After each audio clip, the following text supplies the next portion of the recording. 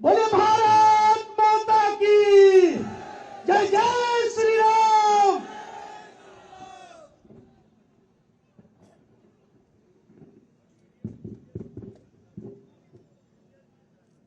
आज के इस चुनावी सभा में मेरे साथ उपस्थित हमारे यहाँ के बहुत ही लोकप्रिय सांसद और हमारे संसद में वरिष्ठ साथी सम्माननीय लल्लू सिंह जी, हमारे नोएडा गौतम बुद्ध नगर के क्षेत्र से हमारे लोकप्रिय सांसद और हमारे वरिष्ठ साथी डॉक्टर महेश शर्मा जी, आपके विधायक और वर्तमान में प्रत्याशी श्री वेद प्रकाश गुप्ता जी, महानगर के अध्यक्ष श्री अभिषेक मिश्र जी, हमारी श्रीमती जिला पंचायत की अध्यक्षा श्रीमती रोनी सिंह जी, आलोक सिंह रोहित जी, ऋषिकेश उपाध्याय जी, साकेत शर्मा जी, बाके बिहारी मणि त्रिपाठी जी, अभिषेक जी और महंत गिरीश पति त्रिपाठी जी, यहाँ उपस्थित देवी और सज्जनों और हमारे प्रिंट मीडिया और इलेक्ट्रॉनिक मीडिया के मेरे साथी, सबसे पहले तो मैं जब अयोध्या आया हूं तो आप लोगों के साथ निवेदन करूंगा कि एक नारा हम जोरदार तरीके से लगाएं। बोले जय श्री राम, जय जय श्री राम, जय जय श्री राम। भाई और बहनों, आज मुझे अयोध्या में आप सबके दर्शन करने का सौभाग्य प्राप्त हुआ है और ये ऐतिहासिक नगरी जहां हमारे राम भक्तों ने एक लंबी लड़ाई के पश्चात विजय हासिल करते हुए भव्य राम मंदिर बनाने का जो संकल्प लिया था उसको पूरा होने तक अपने काम में जुटे रहे ऐसे राम भक्तों को भी मैं नमन करता हूं और उनसे आशीर्वाद देता हूं। साथ ही साथ इस आंदोलन में जो लोग कार सेवा की दृष्टि से आए और जिनकी शहादत हुई, उनकी आत्मा को शांति मिले और उनको भी मैं श्रद्धांजलि देता हूं जब मैं राम मंदिर की बात करता हूं। और ऐसे पावन धरती पर आकर, पावन भूमि पर और पतित पावनी मां सरयू का भी मैं नमन करता हूं, साथ ही इस पावन भूमि को भी मैं नमन करता हूं। हम सब लोग जानते हैं कि बहुत जल्द और बहुत तीव्र गति से राम मंदिर का काम चल रहा है और हम सब लोगों की जो सदियों से जो इच्छा थी वो पूरा होने जा रही है। लेकिन मित्रों, हम एक राजनीतिक माहौल में यहां पर एकत्र आए हैं। हमें समझना होगा कि यह जो आशाएं थी, आकांक्षाएं थी, जो आज पूरा होते हुए हम सब लोग देख रहे हैं, अपने सामने देख रहे हैं, इसके पीछे एक विचारधारा, उस विचारधारा को देने वाली राजनीतिक ताकत, एक राजनीतिक दल और उस राजनीतिक दल के साथ लाखों करोड़ों लोग खड़े होकर के उसको साकार करने में अपना योगदान करते रहे, इस बात को भी हमको ध्यान में रखना चाहिए। यहां हम वेद प्रकाश जी के लिए वोट मांगने आए हैं। यह वोट कोई वेद प्रकाश जी को विधायक बनाने का नहीं है। हम भारतीय जनता पार्टी के कार्यकर्ता हैं, हम किसी को एमएलए एमपी बनाने नहीं आते। हम एमएलए और एमपी के माध्यम से देश और प्रदेश की तस्वीर बदले, इस काम के लिए हम आते हैं।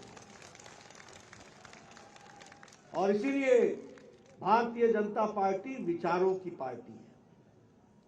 राम जन्मभूमि हमारा लक्ष्य था, सांस्कृतिक राष्ट्रवाद हमारा लक्ष्य था, भारत की संस्कृति उजागर हो, आगे बढ़े, ये हमारा लक्ष्य था। और इस लक्ष्य का, जिसे हम कहते हैं सिंबल, इसका जो रूप था वो राम जन्मभूमि में निहित था। आज लोग आपसे वोट मांगने आएंगे, आपसे वोट मांगेंगे, प्रजातंत्र है, सबको अधिकार है। लेकिन मैं सिर्फ अयोध्या की बात नहीं कर रहा हूं, मैं पूरे उत्तर प्रदेश की बात कर रहा हूं।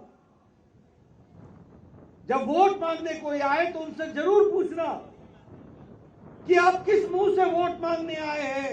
आप ही थे ना, आपकी सरकार थी ना जिन्होंने राम भक्तों पर गोलियां चलाई थी। ये पूछना। जब वोट मांगने आएंगे तो कांग्रेस के लोगों से भी पूछना, हालांकि कांग्रेस अब पूछने लायक भी नहीं रही है, लेकिन फिर भी पूछना। ये कोर्ट में लटकाना, अटकाना, भटकाना, ये काम तुमने क्यों किया था? और मित्रों, ये याद रखना, आपने राजनीतिक ताकत मोदी जी को 2014 में दी और 2019 में दी। उस राजनीतिक ताकत को लेकर के लल्लू सिंह जी ने अपने ही हाथों से उंगली दबा करके, वोट दे करके तय किया कि अब सांस्कृतिक राष्ट्रवाद की ओर भारत अग्रसर होगा। इस बात को हमको समझना चाहिए। इसलिए यह ठीक है, एक राजनीतिक वातावरण बनाया गया। ये ठीक है कि कोर्ट का फैसला आया, सर्वसम्मति से आया, लेकिन राजनीतिक दृष्टि से कौन राजनीतिक दल खड़ा रहा? क्या कांग्रेस खड़ी रही? विरोध किया। क्या सपा खड़े रहे? विरोध किए। और आज वोट मांगने के लिए मुझे हंसी भी आती है। आजकल पता लगा अखिलेश जी हनुमान मंदिर गए हैं और घंटी बजा रहे हैं।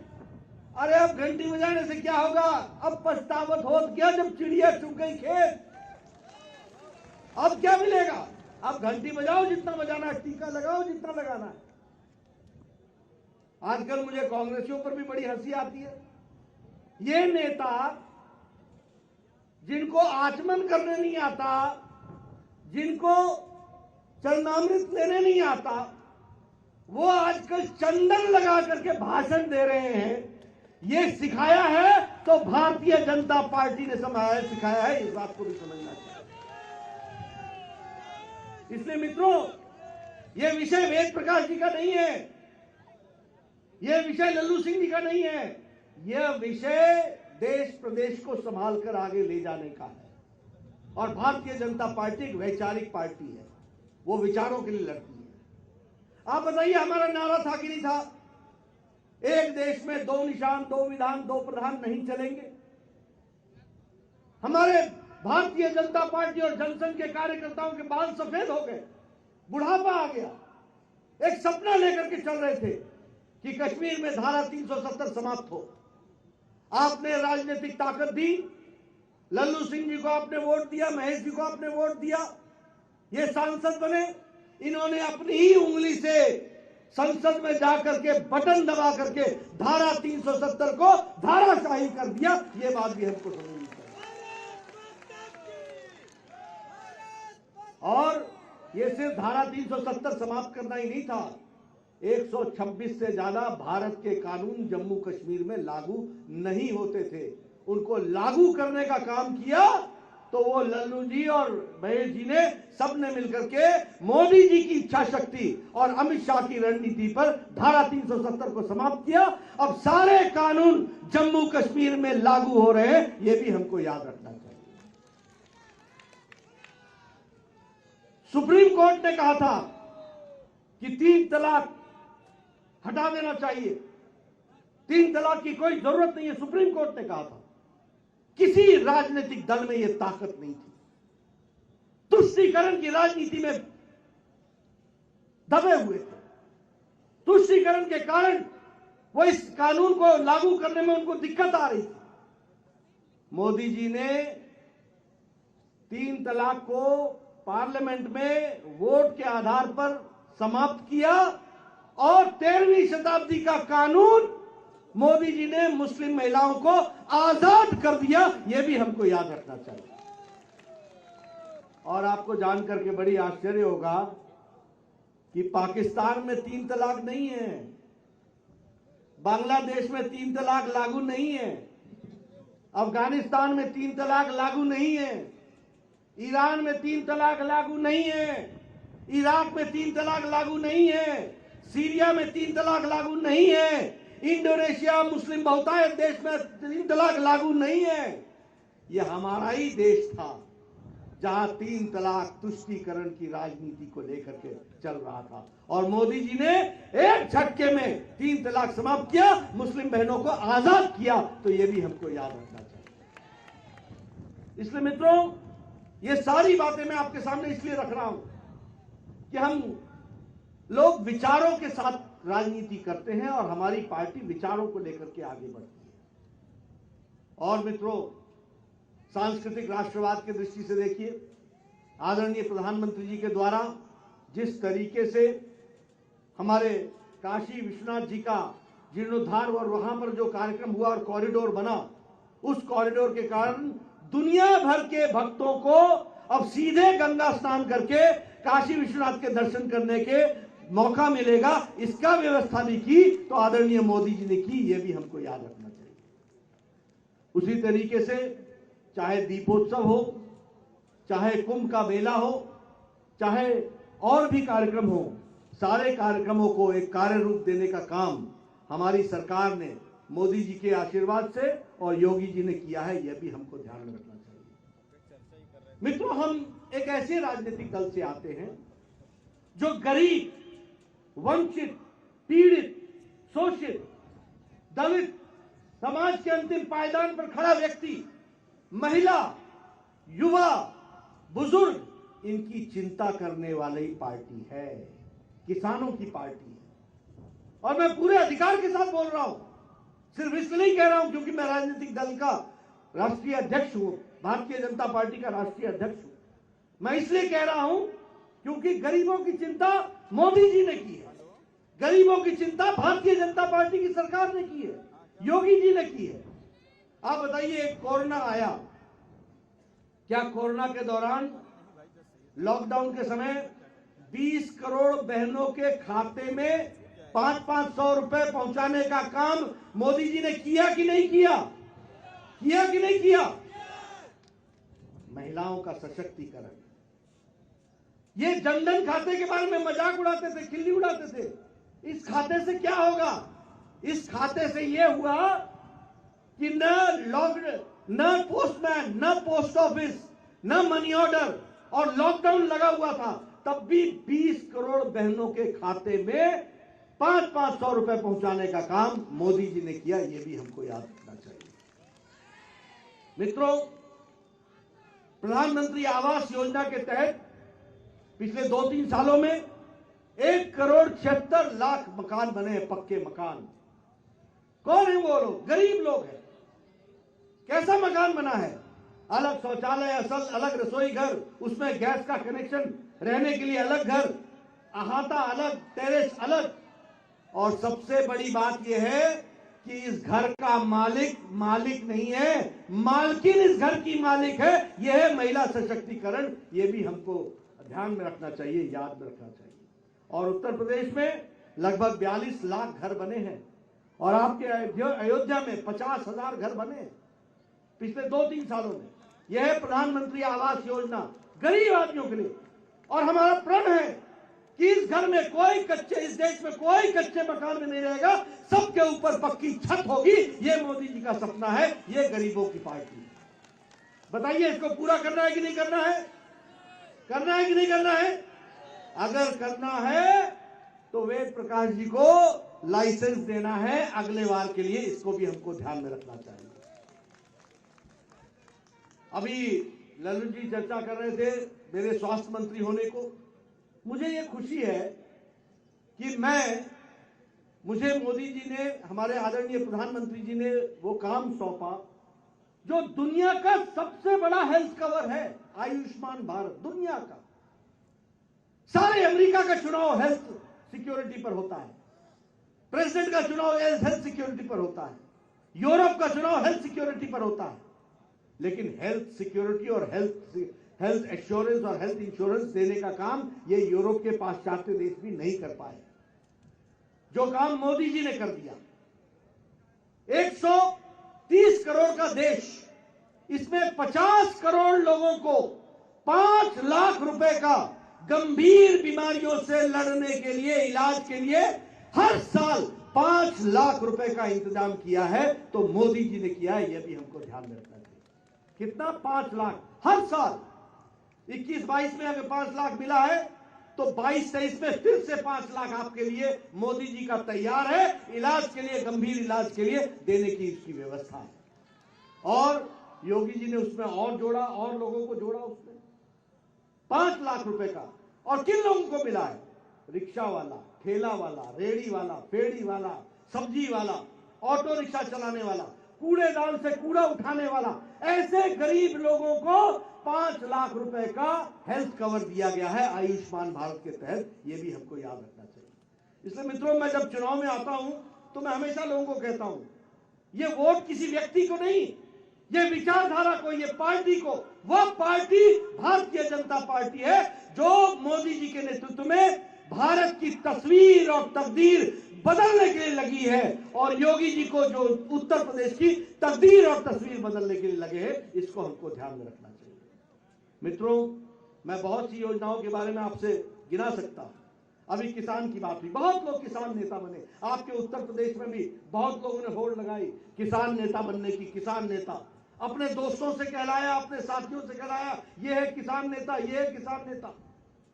लेकिन किसानों के लिए किसी ने उतना नहीं किया जितना प्रधानमंत्री नरेंद्र मोदी जी ने किया। ये मैं डंके की चोट पर बोलना चाहता हूं, पूरी ताकत के साथ बोलना चाहता हूं।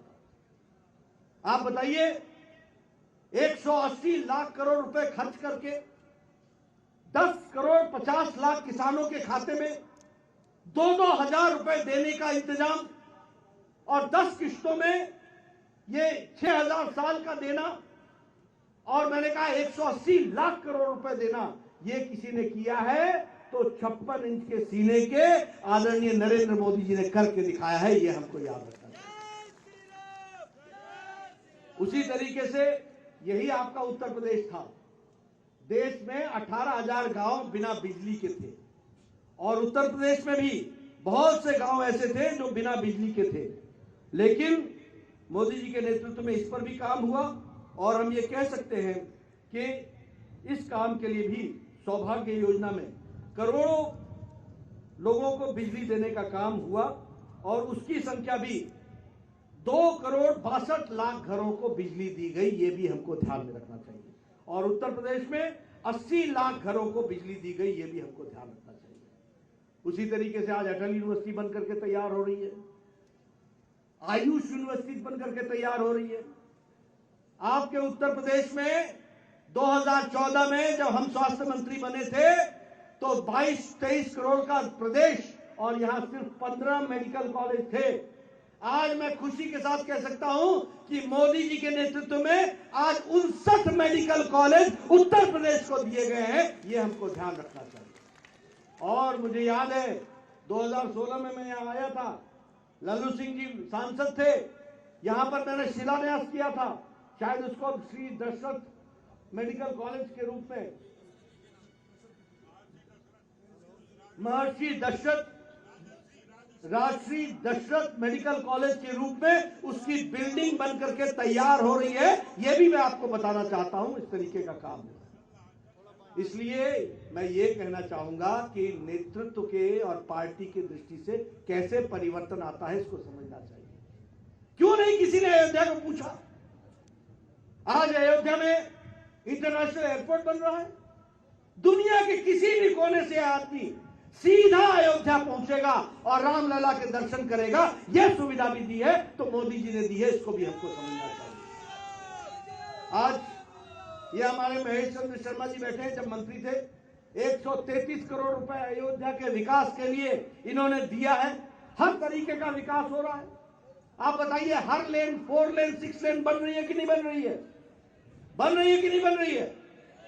इसीलिए मैं कहता हूं कि जब वोट देना तो इन बातों को तय, और मैं अयोध्या में वोट मांगने सिर्फ अयोध्या के लिए नहीं आया हूं। आप सब लोग जहां जहां आपके रिश्तेदार हैं, जहां जहां आपके लोग हैं, सब जगह कमल ही खिलना चाहिए। इसके लिए हमको काम करना चाहिए, ये हम ध्यान देंगे।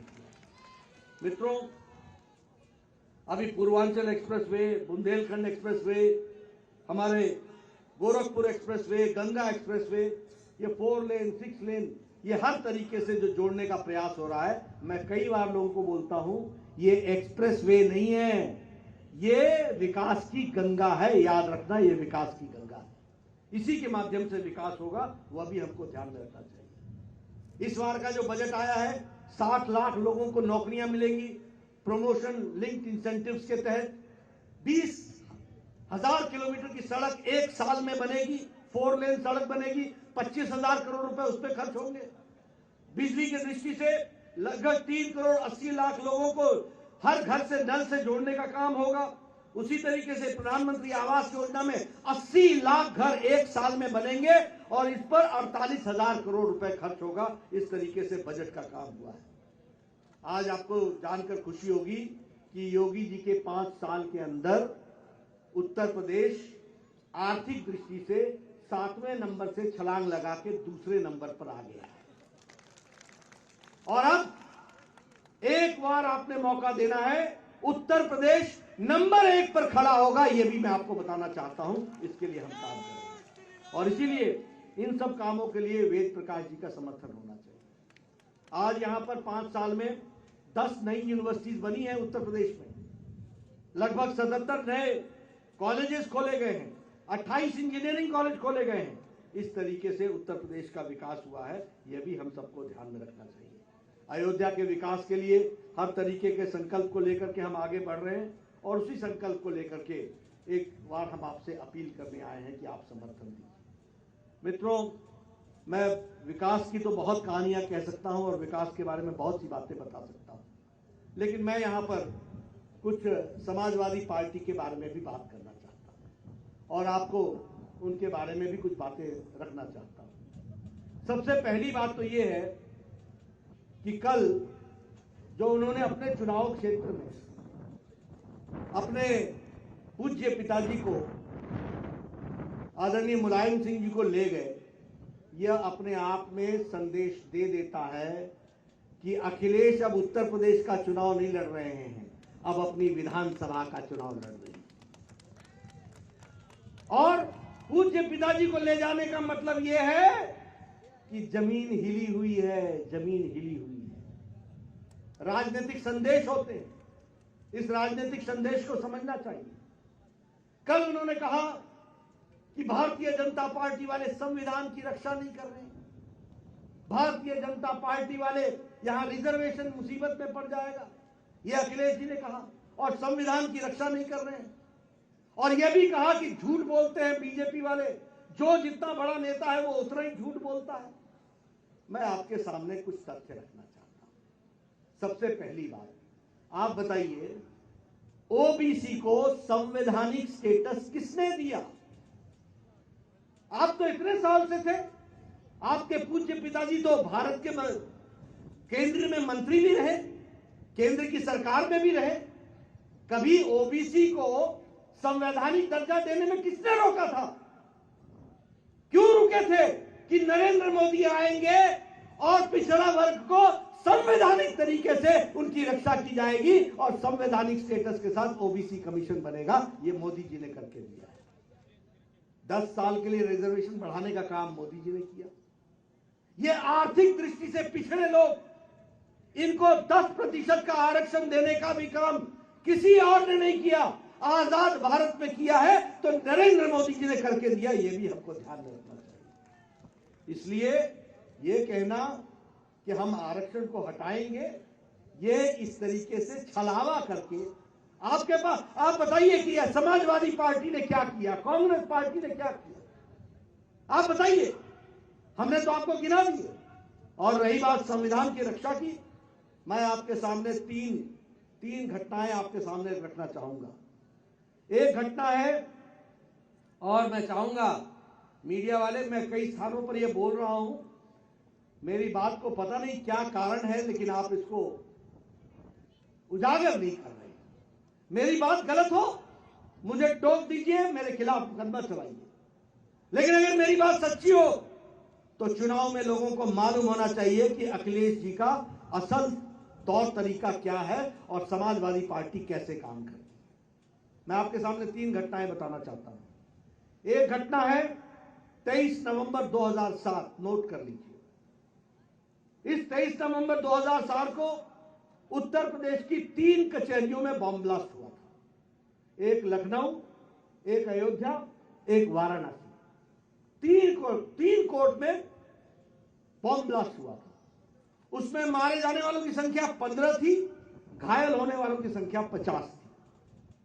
उसकी जिम्मेवारी इंडियन मुजाहिदीन ने ली। उन्होंने इसकी जिम्मेवारी ली और साथ में क्या कहा कि दशाश्वमेध घाट पर जो ब्लास्ट हुआ था 23/2/2005 को, जिसमें 7 लोग मारे गए थे और 9 लोग घायल हुए थे, उसकी जिम्मेवारी ली। श्रमजीवी ट्रेन की बम ब्लास्ट जो 28 तारीख को 2005 में हुआ था, जिसमें 13 लोग मारे गए थे, 50 घायल हुए थे, उसकी जिम्मेवारी ली। उसी तरीके से नई दिल्ली के सरोजनी नगर, गोविंदपुरी, पहाड़गंज ब्लास्ट में जिसमें 62 लोग मारे गए थे और 2210 लोग घायल हुए थे, उसकी जिम्मेवारी उन्होंने ली थी। संकट मोचन वाराणसी ब्लास्ट जिसमें 101 लोग घायल हुए और 28 लोग मारे गए थे, उसकी जिम्मेवारी ली। मुंबई के लोकल ट्रेन में ब्लास्ट की जिसमें 209 लोग मारे गए और 706 लोग घायल हुए, उसकी जिम्मेवारी ली। और यहां पर आपके यूपी के एसटीएफ ने पूरी कोशिश की, वो नहीं पकड़ पाए। बाद में एनआईए ने और दिल्ली के क्राइम ब्रांच ने वहां एक व्यक्ति को पकड़ा जिसका नाम था हाकिम तारिक कासमी। हाकिम तारिक कासमी को पकड़ा और पकड़ने के बाद ये और एक दूसरा नाम था खालिद मुजाहिद। एक आजमगढ़ का रहने वाला था और दूसरा जौनपुर का रहने वाला था। इन दोनों के खिलाफ मुकदमा चला। मुकदमे में ये सारे केस जुड़े जो मैंने पढ़े आपके सामने।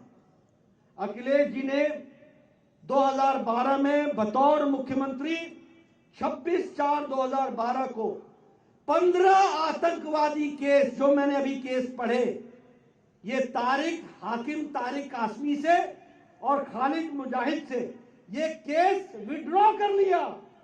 ये विड्रॉ कर लिया। और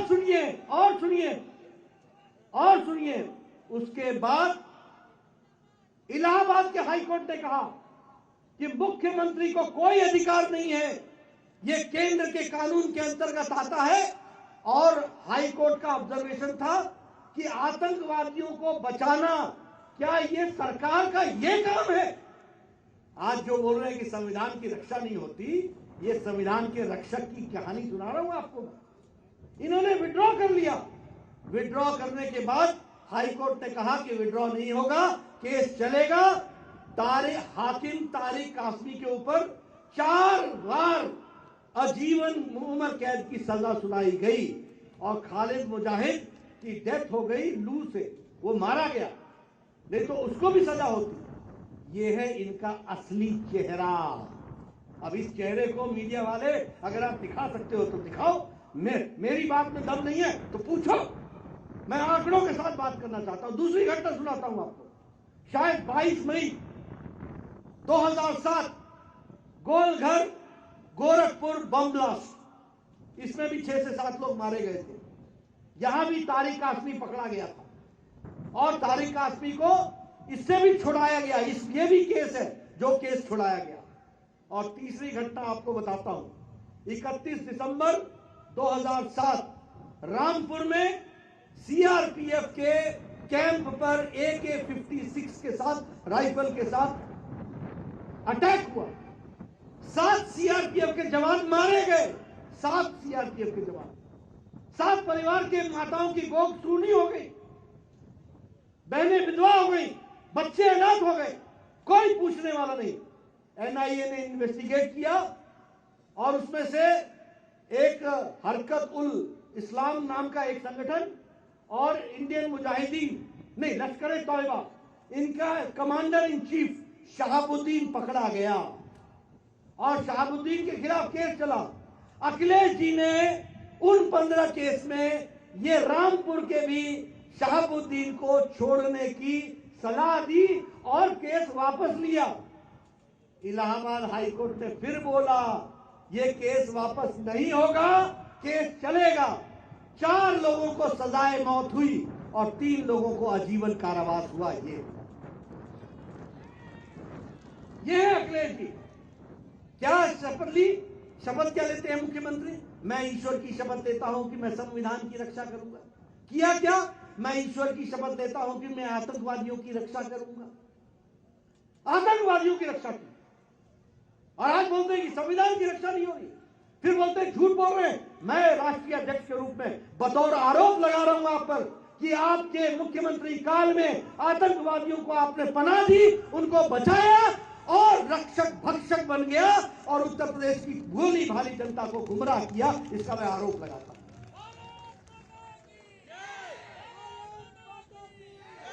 आप बताइए, क्या आप ऐसे लोगों को उत्तर प्रदेश की बागडोर देंगे?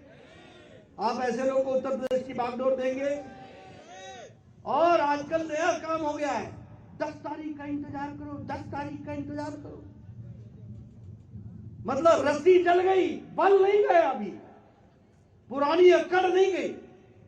अभी परसों आपने सुना होगा वो वीडियो, क्या बोल रहे हैं? ए पुलिस वालों, ए पुलिस वाले, ए पुलिस वाले, बोल रहे हैं कि नहीं बोल रहे? एक पूर्व मुख्यमंत्री की भाषा, ये पुलिस फोर्स का मनोबल गिराने का काम है। अखिलेश जी, आपके दौरान 5 साल में 200 दंगे हुए हैं और योगी जी की सरकार में एक भी दंगा नहीं हुआ। ये मैं दावे के साथ कहना चाहता हूं। आप बताइए, ये अंसारी, मुख्तार अंसारी कैसे बाहर घूम रहा था? ये अतीक अहमद कैसे मस्ती मार रहे थे? ये आजम खान कैसे दंदना रहे थे? और आजकल जेल के पीछे क्यों है? आजकल क्यों है जेल के पीछे? इसलिए है कि योगी जी के नेतृत्व में कानून व्यवस्था बनाई गई है। कानून का राज है। जो गलती करेगा वो जेल में होगा, चाहे वो माफिया हो, चाहे वो कोई भी हो। आप ये अमन चैन चाहते हैं कि नहीं चाहते हैं? आप चाहते हैं कि नहीं कि आपकी बहु बेटियां सुरक्षित रहे? इसलिए मैं कहने आया हूं मित्रों, ये लल्लू जी का चुनाव नहीं है, ये वेद प्रकाश का चुनाव नहीं है। यह चुनाव उत्तर प्रदेश को विकास की एक नई छलांग के साथ ले जाने का चुनाव है और उसका पासपोर्ट है वेद प्रकाश। ये बात को हमको समझना चाहिए, ये हमको ध्यान रखना चाहिए। मैं ये सारी बातें आपसे इसलिए कर रहा था कि हमको गहराई से समझना चाहिए कि राजनीति का क्या अर्थ बनता है और उसको किस तरीके से हमको देखना है, इसको भी हमको समझना पड़ेगा।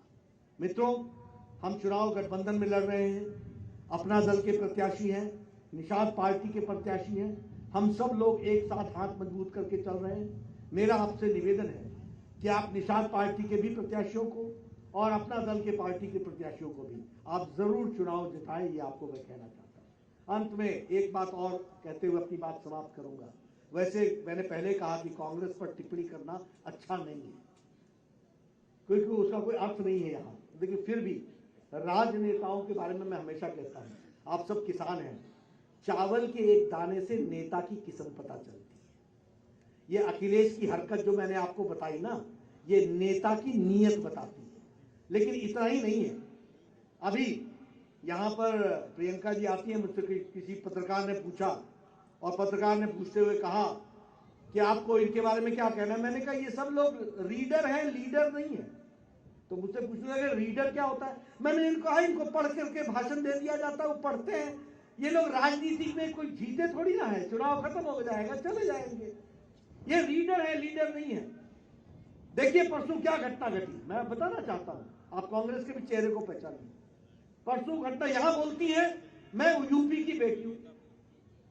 पंजाब में पंजाब के मुख्यमंत्री ने वहां पर जो शब्द बोले वो आपको सुना रहा हूं, पंजाबी में बोले, ए यूपी दे भैये, ये बिहार दे भैये, ये दिल्ली वाले, इनको बढ़न नहीं देना, मतलब इनको घुसने मत देना।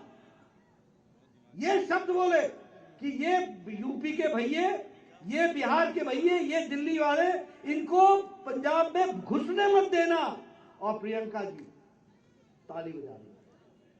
ये है इनकी सोच, ये है इनकी समझ, ये है इनकी जानकारी। इसीलिए मैं कहता हूं, देश बांटो, राज करो, देश में फूट डालो, राज करो, ये इनका उद्देश्य है। मित्रों, यह चुनाव यह चुनाव अपना दल और निषाद पार्टी के साथ भारतीय जनता पार्टी को सपोर्ट करने का चुनाव है। यूपी को एक नए विकास की ओर ले जाने का चुनाव है। आप सबका समर्थन मिलेगा, इसी विश्वास के साथ बहुत बहुत धन्यवाद।